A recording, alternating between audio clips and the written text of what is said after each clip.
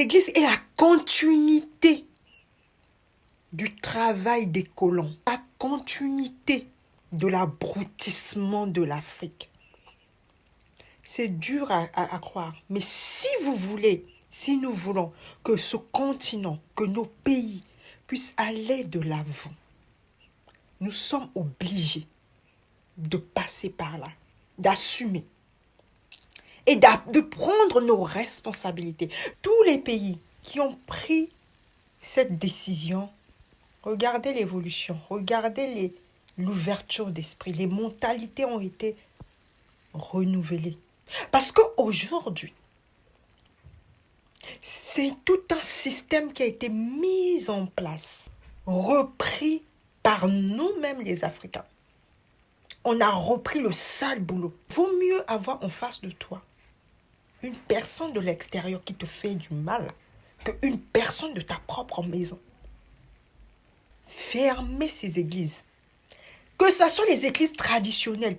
Le jour que un président va prendre le courage de dire à partir de maintenant, je ferme toutes les églises, que ce soit les églises traditionnelles, je ne veux aucune église. Vous allez voir. C'est à ce moment que vous allez réaliser que malgré qu'ils n'étaient plus là, mais ils étaient là quand même. Parce que eux, ça les arrange que vous restez dans cet abrutissement. Vous avez des églises dans toutes les rues. Vous allez toujours accepter tout ce qui se passe au nom d'un certain Dieu. Et quand on pointe du doigt, nous pensons que nous sommes le continent, ou nous sommes le peuple qui a le plus d'amour. On pense qu'on est même plus que Dieu pour accepter. On accepte des conneries de ces pasteurs qui viennent nous abrutir.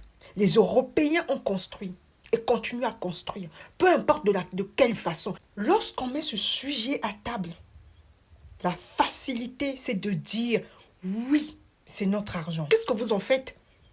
À un moment donné, c'est des échappatoires. On va travailler, allons de l'avant. Oui, ils sont en train de construire, c'est notre argent. Mais depuis, ça fait des années que vous tenez ce discours. Ça a changé quelque chose? Non. Ça, c'est des détails. C'est pour ça qu'on n'avance pas. Même l'intelligence, vous n'arrivez pas à copier leur intelligence. Pour aussi gérer mieux nos continents, gérer mieux nos pays.